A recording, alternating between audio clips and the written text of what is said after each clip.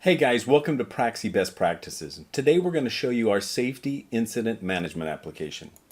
First, we're going to provide an application overview. Then we'll show you how to add incidents, how to enter the data and add tasks to address those incidents, and finally how to track overall progress. Let's get started. When you come into the app, you'll be taken to the instructions page. This has a copy of this video you're watching now, so you can come back here anytime and re-review. You can also send a request to our team for support or any customization of this app you'd like to your exact specifications. Now, on the menu, there are a number of different views here. There's a list view that will give you a list of all of the incidents, a board view that's like a Kanban view, a timeline view, and help. So let's start with the list view. The list view, there's four incidents that have already been entered, and you can see them down here with a nice report of the critical information as well as priority and status. You can download these as PDF or as Excel here, and you can add new incidents here. You can also add new incidents in your board view. Now the board view is kind of a Kanban view that shows you the status, to do, progress, and completed, etc.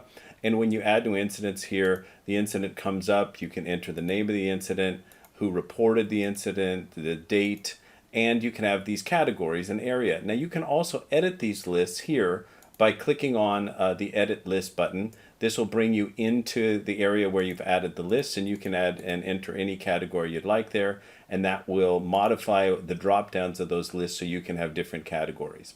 Now, once you've added the information, the basic information about the incident, you can add images, etc., and a description of what needs to happen or what happened, as well as ideas on how to fix it. You also have the ability down here to add tasks, and you can put timelines on these tasks and assign them to people, etc.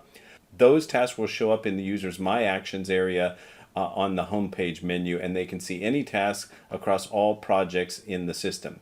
You also have a timeline view, and what this view does is it shows you all of those projects to address the incidents in one single place with their different timelines, and you can drill down and see the status of all of those here as well.